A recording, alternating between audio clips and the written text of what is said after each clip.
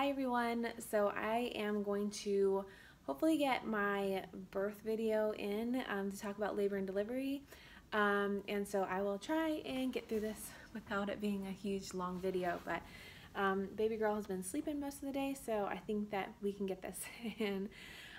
So just to kind of recap on, if you're not on my Instagram or my Facebook, that's where I was updating, and I tried to update on my Instagram as much as I possibly could until things got we progressed into like active labor. But basically I was 38 weeks and 1 day, but at 38 weeks exactly, I started noticing that for the past couple days I had severe itchy feet and hands, and I started of course researching it and noticed that without a rash it can be something called cholestasis, and in late pregnancy it can be like very bad for baby, and so I was super nervous, so I did call the nurses line at like 9 p.m. on Saturday night, when this finally clicked with me, like this is not like winter dryness, this is not something I'm allergic to, this is like pregnancy related, I can tell. And so the nurse asked me like how pregnant I was, and she said, with the test taking over a week to get back, I'm gonna call your doctor because it sounds like you'll probably be induced. So that's what, maybe I can like lift this up for you guys. That's what they ended up doing. But that was at 9 p.m. and I didn't hear back that night. I pretty much figured based off of what she said that I would be induced. So I went ahead and started cleaning and getting things packed and everything ready. And I started working because it's month end and year end close at my work. And so I had a lot to do anyways. Like I was going to do it even if I was going in on Monday, on the weekend. And so I needed to make sure that that work got done. So I was working, and I never got the call back. So I was kind of upset and frustrated, and I gave them till 10 o'clock the next day. And I called again like, hey, I never got a call back. I was supposed to hear from my doctor. I'm really nervous because I think that I'm really, that sounds like I should be induced just based off of like what's happening. And I was very nervous based off of what I read. So he did give me a call. He gave me a call at 1 o'clock and he kind of explained everything again. Like the test would take too long. It is dangerous. We definitely need to go ahead and induce. So, but not to like emergency rush in because you're gonna have to wait for a bed and everything like that. So I finished up my work and stuff like that, and we had the dogs taken over to my family's house, and then we had to take Cora over to my parents' house. Like we had some stuff to do, so we did that, and we got to the hospital probably around 4:30, and got checked in, and probably around 5 an emergency patient came in, and so she kind of took my room, which was totally fine. They came and told me like, sorry, your room just got taken, so maybe you should go eat dinner or something like that. And I said, cool, we will definitely do that. So glad I did. We got downstairs and I got to eat a full meal. And when we got back up there, maybe about 8 o'clock or so, I was admitted into my labor and delivery room. And from there they got me set up on the monitors and got all the questions out of the way and all this stuff, so that the way the nurses were caught up, and they asked me my birth plan and things like that, which was really cool. And then my husband was able to come in and we got all set up and things like that. At I would say like 9 or 10, maybe 11 o'clock, it was probably earlier than that, because if I got there at 8, maybe by 10, they were talking about putting the Foley bulb in.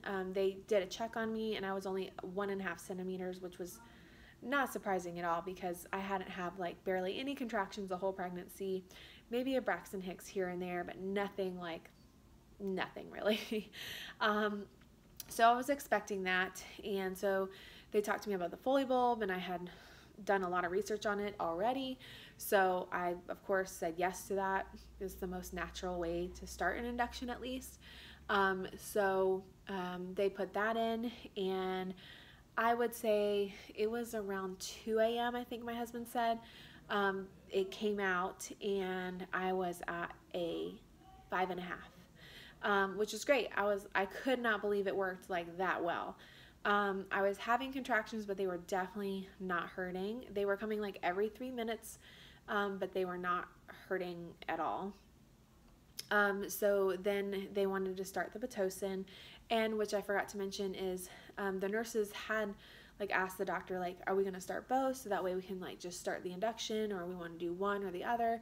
And I was really happy that my doctor came back and said, let's just start with the bulb, and then we'll move on to Pitocin when and if we need to. So the bulb fell out. We want to start the Pitocin. I probably started the Pitocin right after, you know, they rechecked me. And then I would say at like 8 o'clock in the morning, maybe 9 o'clock in the morning, they rechecked me again, and I was only at a 6. So the Pitocin was not working that well. So they needed to bump it up. And at that time I was still having consistent contractions, but they weren't going as high as they'd like. And they really weren't still hurting all that much. Like they'd hurt a little bit, but definitely things I could talk through, and nothing I had to like moan through or anything like that. So we were going to bump it up, and when we started bumping it up, her heart rate would decel.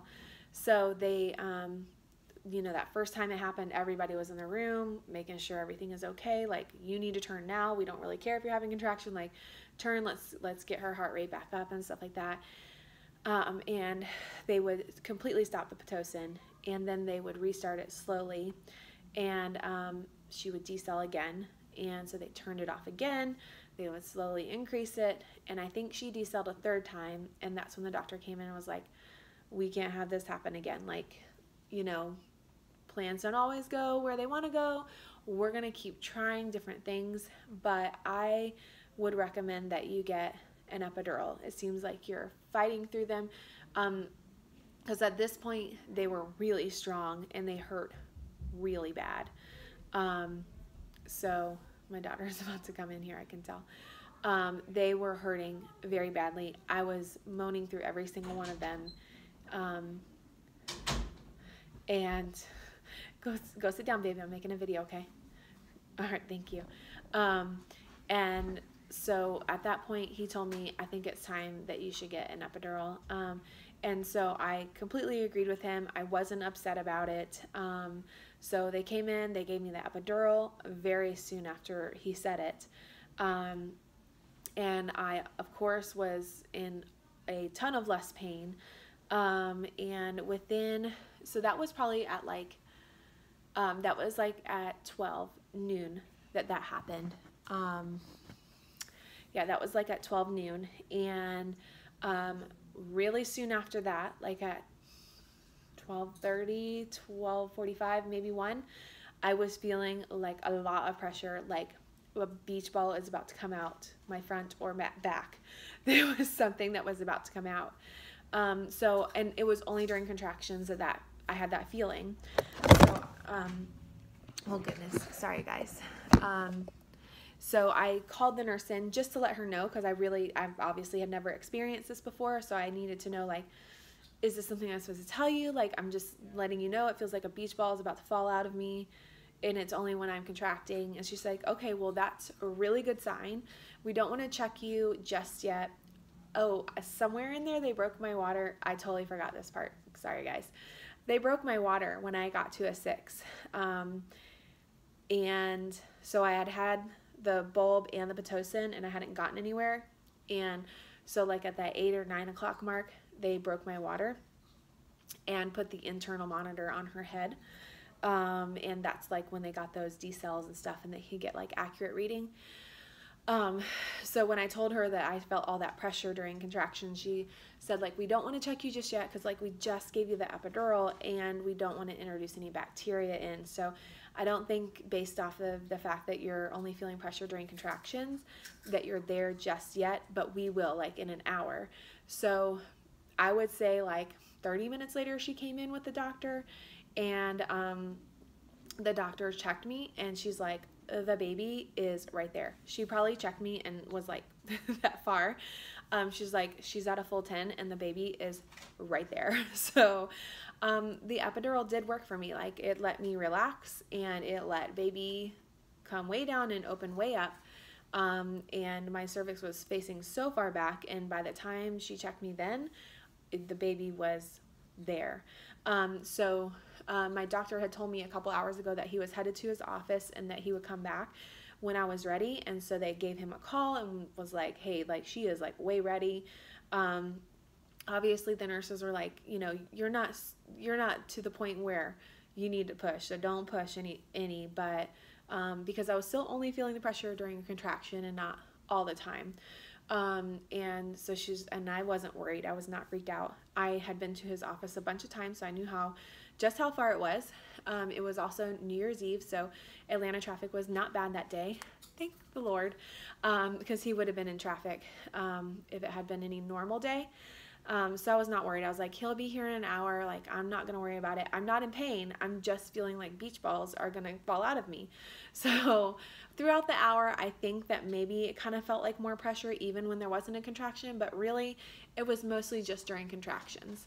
It was a tad bit painful, but really not that much. I think that the anesthesiologist did come in and up my epidural a little bit because I could feel the pain on one side, I think on my left side or something.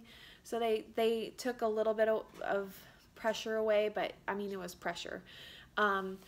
So doctor got there, it was like, I don't know, 2:15-ish, 2:20, and he's kind of teaching my husband and my mom what to do, and the nurse and him are teaching me what to do. There was a resident there, so he and the resident checked me. This is a university hospital, so I had residents throughout the whole time there.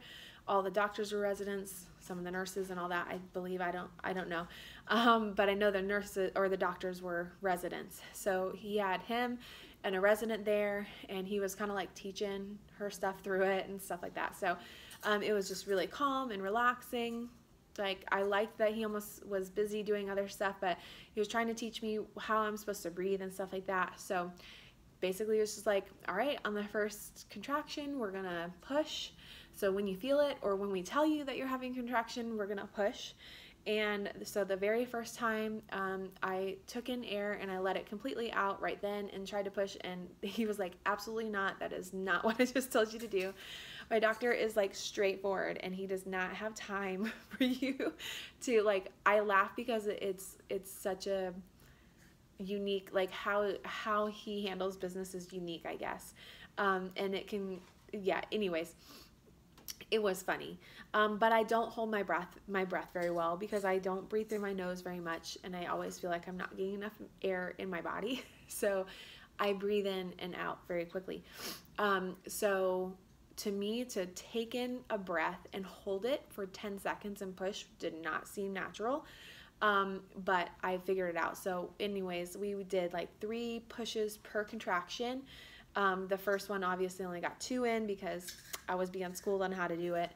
And during the second contraction, the second contraction, he was like, oh, do you want a mirror?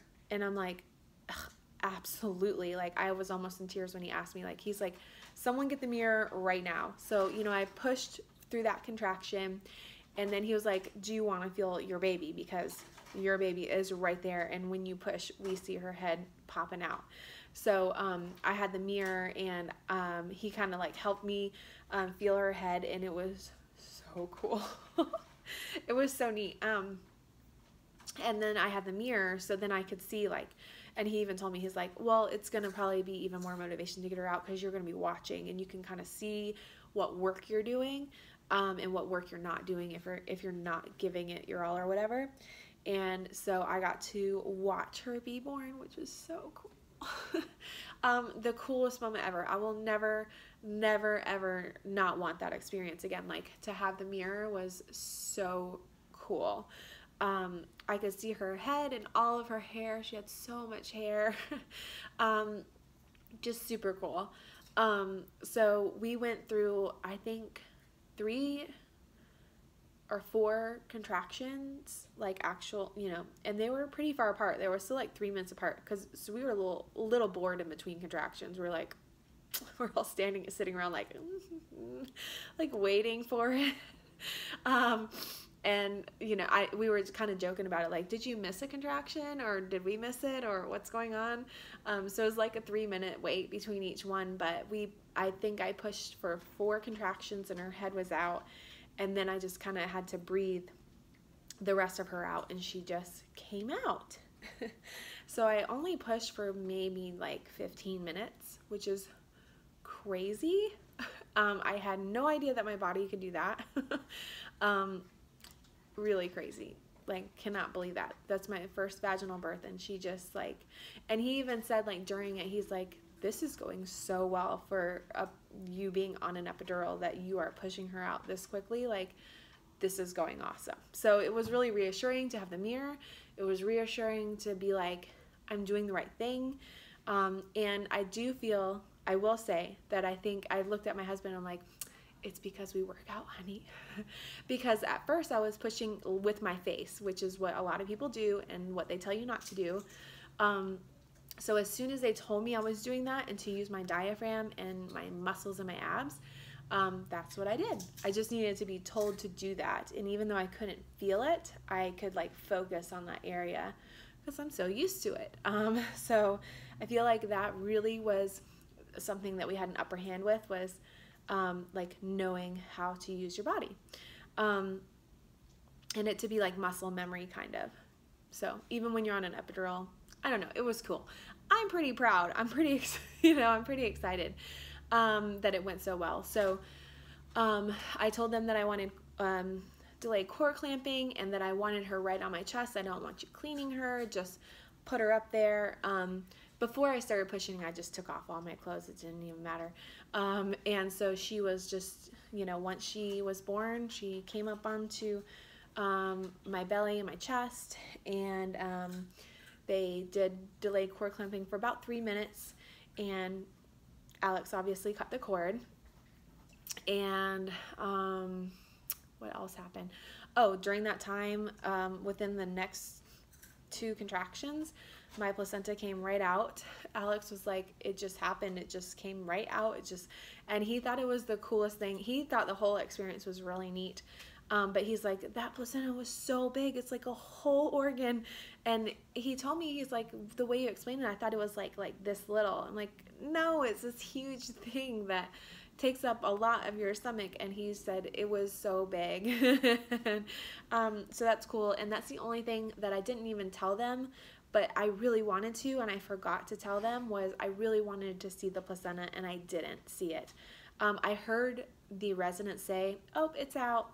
But I didn't actually see it because I was seeing her. So I'm kind of just like, oh man, I missed my opportunity. Not that I'm upset or whatever about it, but like, I'm like, man, I really wanted the opportunity to see what it looked like in person. And then when they were assessing me, I definitely tore. I only had 1 stitch put in. They said they probably could have made it 2 stitches, but they were able to stitch me in 1 stitch, so that's good. I got to hold her for an hour and a half before they took her from me. I kept her, and she cried every second of that hour and a half. She was not calming down.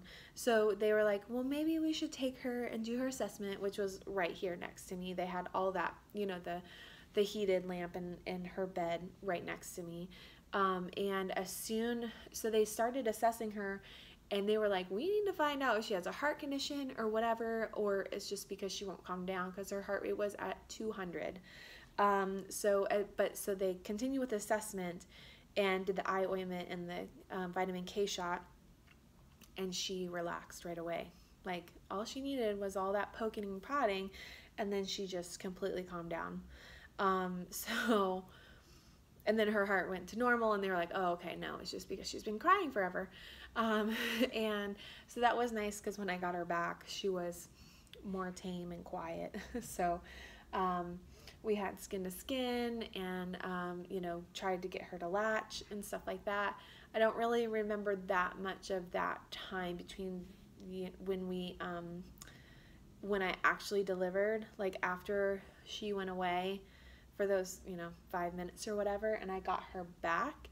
I don't really remember that part that much, but I do remember, like, her getting wrapped up and Dad getting to hold her. My mom and Dad left pretty much right away because Alex's parents were, or mom was coming in, so they wanted to kind of give her time too. But during that time, they were just getting me cleaned up and all my stuff packed and moved me to mommy and baby floor. So we did that, and when I got there, that's when Alex's mom showed up. So that was like labor and delivery. Like, it was the best experience I've ever had, ever. Of course, I wish I hadn't have torn, but it's way better than a C-section. Hello, baby. She has been sleeping all day. So I don't know when she's going to wake up, but she has been sleeping all day today. I think from my experience, I will say that I am so glad that I did my research and I went with my gut instinct to try and get a doctor who would do a VBAC. It was a really scary decision for me. Just because of the previous pregnancy, I was very nervous to go with a different doctor. But my doctor who delivered Cora doesn't do VBACs. Like, the hospital in general really doesn't do a lot of VBACs. So to move hospitals, to move doctors, and to put that trust in somebody else at like 32 weeks pregnant was really nerve-wracking for me. But I had the best experience. I thought it was just such a healing experience, and 6.5 years later, I got a VBAC. And it really is like, sorry, it helps a lot to be able to experience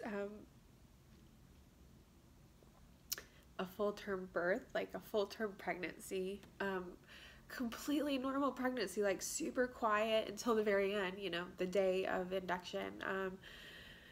It was so great to experience delivering, and the mirror was the coolest thing ever. It was really cool and very amazing, and something I needed to get my baby right away and to have her be with me every second after delivery. Like, that was a lot. Yeah. Whew. Sorry, guys. I'm only like really emotional because sorry.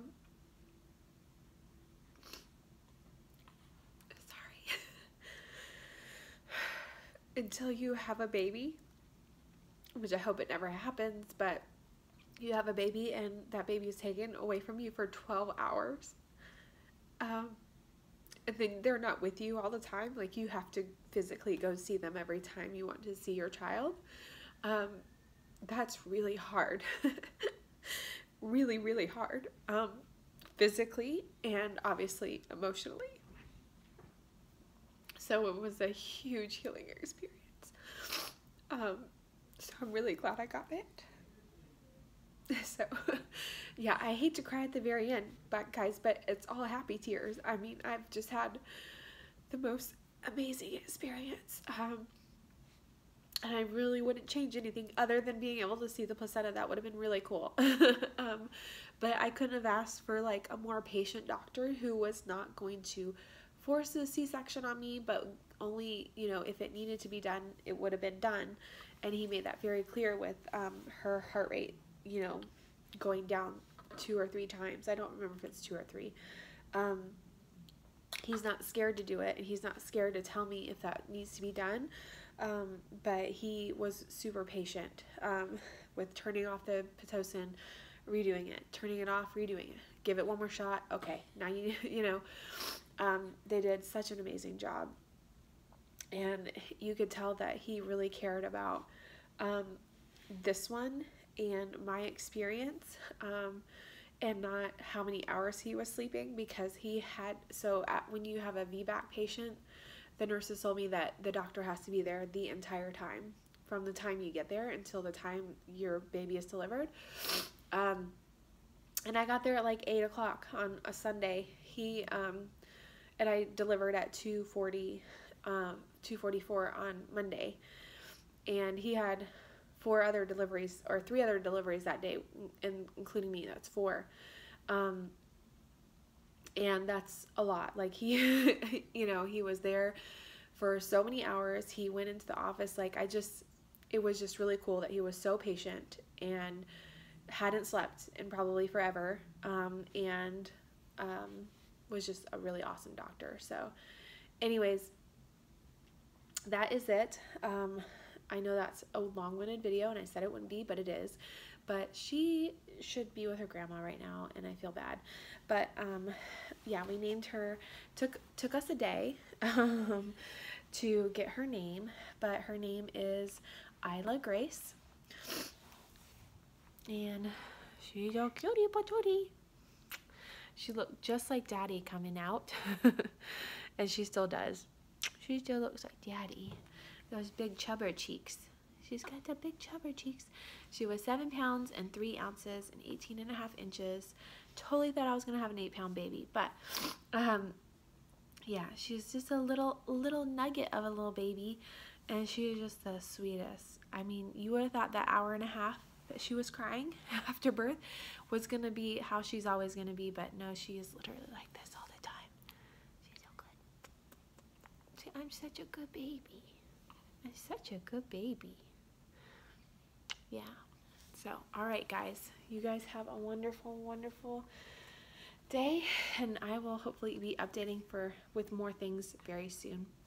All right, bye.